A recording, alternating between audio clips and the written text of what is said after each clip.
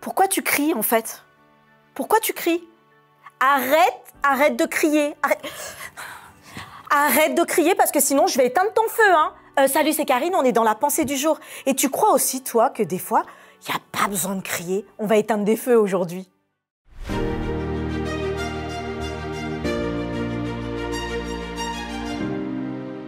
La pensée du jour se trouve dans Proverbe 15, verset 1. Une réponse douce calme la fureur, mais une parole dure excite la colère. Un extincteur, c'est un appareil de lutte contre les incendies ou les fortes chaleurs. Il est capable de projeter ou de répandre une substance appelée agent extincteur afin d'éteindre un début d'incendie. As-tu déjà assisté à une scène de ce type? Une scène où toi-même peut-être tu as été l'une des personnes, deux personnes qui se disputent et l'une qui crie tellement fort, qui exprime sa colère et toi tu aimerais. Alors soit qu'on ait un extincteur, soit que tu sois l'extincteur, mais en tout cas que tout s'apaise. Ce type de situation parfois paraît presque surnaturel parce que c'est tellement dénué de sens. Pour autant, la colère est une réaction physique et psychologique à une situation que nous jugeons frustrante, injuste, douloureuse ou énervante.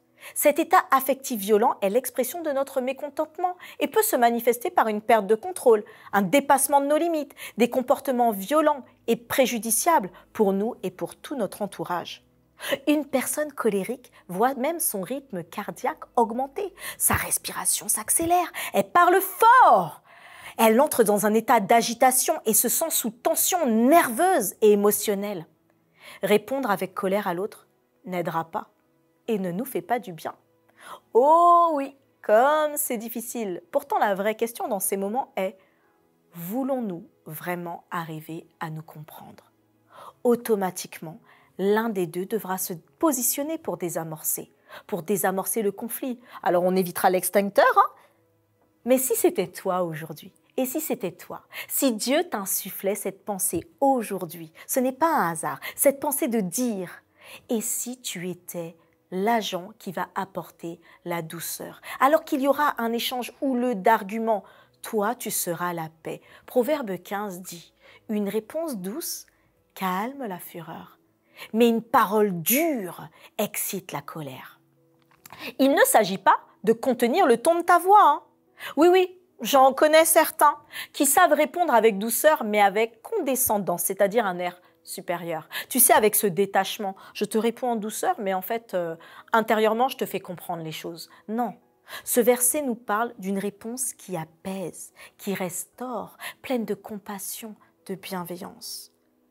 Lorsque l'on reste constamment connecté à Dieu, on veut se rappeler qu'il veut nous libérer. On veut se rappeler qu'il veut nous sauver nous, mais l'autre aussi. Alors c'est une invitation. Sois l'extincteur de toute situation.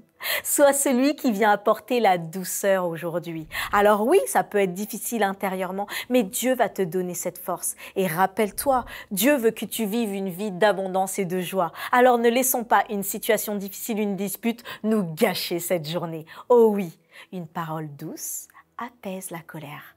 Soyons des douceurs de parole aujourd'hui.